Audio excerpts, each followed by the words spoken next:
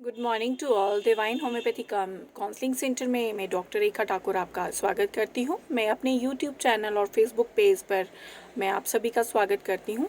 आज हम बात करेंगे लहसुन। जी हाँ, लहसुन पुराने समय से लेकर खाने में मैक्सिमम जो है यूज़ होता है। मेनली सर्दियों में यूज़ होता है। आप सभी खाने में लहसुन डालते हैं क्योंकि कहा जाता है कि लहसुन से बहुत सारे रोग दूर होते हैं। आयुर्वेदा में भी इसका यूज़ होता आ रहा है और घर में जो नुस्खे अपनाए जाते हैं, चाहे आपको कमर दर्द है, चाहे आपको कोई स्वेलिंग है, आपको ठंड लग गई है या शरीर में आपको ज़ुकाम बुखार या कोई भी पीड़ा रहती है, तो घर में लहसुन यूज़ किया जाता है।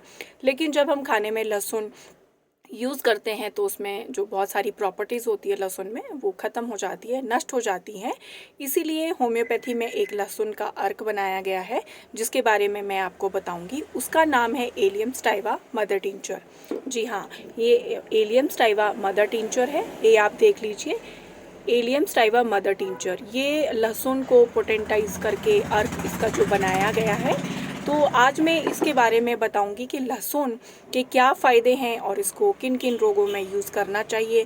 जैसे कि मैंने कहा, सर्दी का मौसम है, सर्दी ज़ुकाम नज़ला और कोविड भी है, तो आपको अपने इम्यून सिस्टम को भी बूस्टअप करना है। तो हमें लहसुन का प्रयोग कैसे करना चाहिए। अगर आप, कुछ लोग हैं, आपने देखा होगा घर में सुबह खाली पेट कच्चा लहसुन भी खाते हैं, लेकिन अगर आपको कच्चा लहसुन नहीं खाना है तो आप इसको एलियम स्टाइवा जो मदर टिंचर है, क्यू जिसको कहते हैं, क्यू मतलब मदर टिंचर अर्क है, इसको किन किन रोगों में यूज़ किया जाता है। तो मैं सबसे पहले शुरू करूँगी सिर से। अगर आपको सिर दर्द होता है, हैवीनेस रहता है आपके सिर में, और ये जो टेम्पोरल रीजन है, इसमें पेशेंट कहता है मुझे फटफट मतलब थ्रॉबिंग पेन रहता है, तो इसमें आप लहसुन का प्रयोग कर सकते हैं। और अगर हम बात करें थ्रोट की, गले में आपको बार बार इन्फेक्शन रहता है, ज़ुकाम बुखार रहता है, बार बार आपको ठंड लग जाती है, आपका बच्चा जल्दी बीमार पड़ जाता है, जैसे ठंडी हवा, मेनली जो बच्चा सुबह उठता है ठंड में, उसको एकदम कोल्ड हो जाता है, एकदम कैच कर जाता है, और उसको साइनोसाइटिस, उसका रेशा नज़ला होता है, उसका प्रॉब्लम रहता है, और उसको सोर थ्रोट रहता है, गला हमेशा उसका ख़राब रहता है। ऐसा लगता है उसके गले में जैसे बाल फंसा है। मैक्सिमम लोग कहते हैं हमारे गले में ऐसी सेंसेशन हो रही है कि जैसे कोई बाल फंसा है हमारे गले में, तो उसमें बहुत अच्छा काम करता है। टॉन्सिलाइटिस मेनली आपने बच्चों में देखा होगा। बच्चों में, छोटे छोटे बच्चों में, जब तक वो 16-17 साल के रहते हैं, उनका गला बार बार ख़राब होता है। उनके जो टॉन्सिल होते हैं इन्फ्लेम हो जाते हैं, उसमें पस, इवन पस तक पड़ जाती है। और अगर हम बात करें तो उसमें कई बार हमें सर्जरी भी करवानी पड़ती है। तो उसके लिए भी ये अर्क है, ये बहुत ही अच्छा अर्क है, तो उसमें बहुत अच्छा काम करता है। अगर हम बात करें कानों की, कानों में होता है जब ज़ुकाम बुखार नज़ला रहता है, तो आपको डेफनेस का प्रॉब्लम होता है, आपको कम सुनाई देने लगता है, उसमें बहुत अच्छा काम करता है। पहले टाइम में लोग क्या करते थे, लहसुन का अर्क पीस के उसको कानों में तेल के साथ डालते थे, तो उसमें रिलीफ मिलता है। ये एक बहुत अच्छा पेन किलर भी है।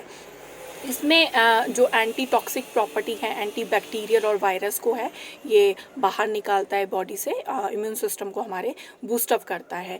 तो ये जो घर में भी नुस्खे अपनाए जाते थे, तो बहुत ही इफ़ेक्टिव थी। अगर हम बात करें रेस्पिरेटरी ऑर्गन में, जैसे मैंने बोला कोल्ड कफ हो जाता है, मेनली ये जिनको पल्मनरी ट्यूबरक्लोसिस, जिसको कि चेस्ट की टीवी बोलते हैं, अगर जो टीवी जिसको पेशेंट को होती है, उसमें आपने देखा होगा जब उसको उल्टी होती है तो उसमें खून भी आता है, उसको फील होता है कि मेरे लंग्स में बहुत सारा बलगम जमा है, बट वो बाहर नहीं आ पाता है। जब हम स्टेथोस्कोप से डॉक्टर उसको चेक करता है तो उसमें रेटलिंग साउंड, खड़ खड़ खड़ खड़ की आवाज़ भी आती है। इवन खड़ खड़ की आवाज़, आप सामने किसी पेशेंट के बैठे हो तो आपको वो सांस भी लेगा तो खड़ खड़ की आवाज़ निकलती है उसकी चेस्ट से। तो वो उसको बाहर निकालने के लिए ये जो एलियम स्टाइवा मदर टिंचर है, लहसुन का अर्क है, बहुत ही इफ़ेक्टिव है। आप उस पेशेंट को दे सकते हो। और मेनली जो ये एग्रावेशन होती है ठंड लगने से, पेशेंट को जल्दी ठंड लगती है और वो सुबह के टाइम रहता है उसका ये प्रॉब्लम, तो ये बहुत ही अच्छी मेडिसिन है पल्मनरी ट्यूबरक्लोसिस के लिए भी।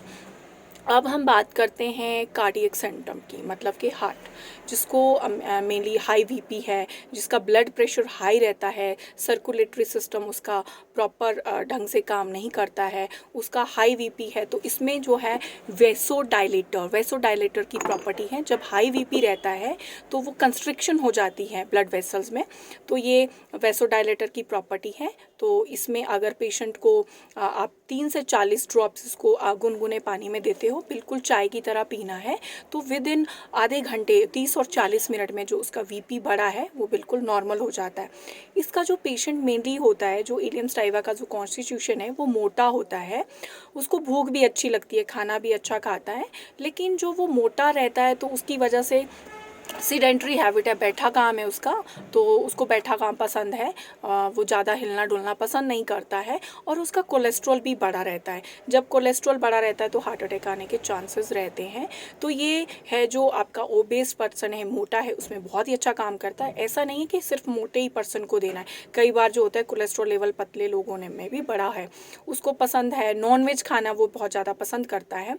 तो ऐसे लोग हैं बैठे हैं, नॉनवेज खाना पसंद करता है और उसको भूख अच्छी है, जैसे ही वो खाना खाएगा उसके पेट स्वेलिंग हो जाएगा, गैस्ट्राइटिस में बहुत अच्छा काम करता है, एसिडिटी बनेगी, पानी कम पिएगा, नेचुरल सी बात है, जब पानी कम पिएगा तो उसको कॉन्स्टिपेशन का प्रॉब्लम रहेगा, उसको कब्ज़ का प्रॉब्लम रहेगा, और उसको बदहज़मी रहेगी, डकार आएगी, खट्टी डकारें आएगी, तो उसको ये सारी प्रॉब्लम्स रहती हैं। इवन उसके आंतों में स्वेलिंग रहेगी, कोलाइटिस जिसको बोलते हैं, और जब वो स्टूल पास करता है तो उसको म्यूकस के साथ में उसको ब्लड भी आता है, डाइसेंट्री भी उसको लगती है, उसमें म्यूकस आता है, इन्फ्लामेशन हो जाती है, उसकी आंतों में स्वेलिंग हो जाती है, उसमें बहुत अच्छा काम करता है। अगर आप उसकी टंग चेक करोगे तो येलो जो हमारी स्ट्रीक्स जो है, जो हमारी टंग रहेगी वो वाइट कोटेड रहेगी, और जो रेड रेड पैपिलर बने रहेंगे, रेड रेड से दाने जीभ पे बने रहेंगे। तो आप ऐसे पेशेंट की टंग भी चेक कर सकते हो, क्योंकि जब क्लिनिक में पेशेंट आता है तो हम उसकी पूरी हिस्ट्री लेते हैं, तो वो क्लिनिकली आपको देखेगा कि उसकी टंग येलो है और लाल लाल से दाने हैं। तो मैंने बोला कि वीपी, गैस्ट्राइटिस, कोलेस्ट्रॉल, और ये अपने बैड कोलेस्ट्रॉल को कम करता है, गुड कोलेस्ट्रॉल को बनाता है, तो उसमें बहुत अच्छा काम करता है, हमारे इम्यून सिस्टम को स्ट्रॉन्ग करता है। आपने देखा होगा मैक्सिमम जो पहले टाइम में जोड़ों में दर्द है, बात करें तो गाउट की गठिया एंड रूमेटिज्म, आर्थराइटिस, कोई भी स्वेलिंग है आपका, या छोटे जॉइंट्स है उसमें स्वेलिंग है, दर्द है, आप सुबह उठते हो स्टिफनेस है, आपके स्वेलन हो गए, आपके जॉइंट में स्वेलिंग है, पैरों में स्वेलिंग है, एंकल में स्वेलिंग है, तो उसमें बहुत ही अच्छा काम करता है। आपने देखा होगा दादी अम्मा या घर पे भी बुजुर्ग है, कहते हैं लहसुन खाते हैं, लहसुन के प्रयोग से स्वेलिंग कम होती है, इसमें एंटी इन्फ्लामेटरी प्रॉपर्टीज़ भी होती है, तो ये बहुत अच्छा काम करती है। किसी में किसी भी तरह की स्वेलिंग है, आपको कोई पेन है, और ये एज ए पेन किलर भी बहुत अच्छा काम करता है लहसुन, क्योंकि इसमें गरम जो होता है, लहसुन को गरम माना गया है, उसकी तासीर गरम होती है।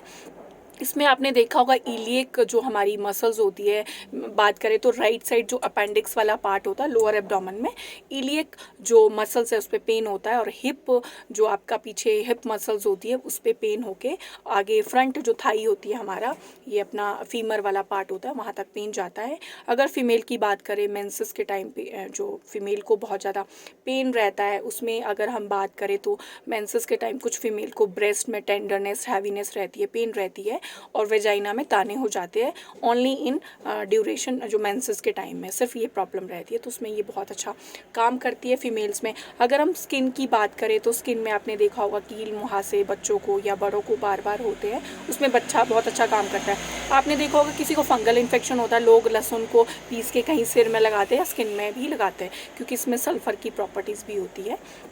तो ये एंटी फंगल, एंटी बैक्टीरियल भी स्किन पे भी बहुत अच्छा काम करता है। और डायबिटीज़ के पेशेंट को आपने देखा होगा वो अपना वेट मेंटेन करता है ताकि उसका डाइजेस्टिव सिस्टम सही रहे। लीवर फैटी मैंने बोला क्योंकि पेशेंट बहुत खाता है, वो फैटी फूड खाता है, नॉन वेज जिसको सबसे ज़्यादा पसंद होता है, तो उसमें पेशेंट का लीवर फैटी रहता है, तो उसका जो पैनक्रियाज है वो भी सही ढंग से काम नहीं करता है, तो उसको वो डायबिटिक होता है, क्योंकि वो पेशेंट पहले ही मोटा है, उसका जो एब्डोमेन वाला पार्ट है पेट बड़ा हुआ होगा, तो उसको डायबिटीज़ में भी हम इसको पेशेंट को एडवाइस करते हैं, एज इम्यूनिटी बूस्टर हम इसको एडवाइस करते हैं। अगर हम बात करें तो उसमें एलिमेंट्स क्या है, सल्फ़र है, ग्लाइकोसाइड्स है, अमाइनो एसिड है, मिनरल है, प्रोटीन है, पेप्टाइड्स है, इसमें इतनी सारी प्रॉपर्टीज़ मिली है।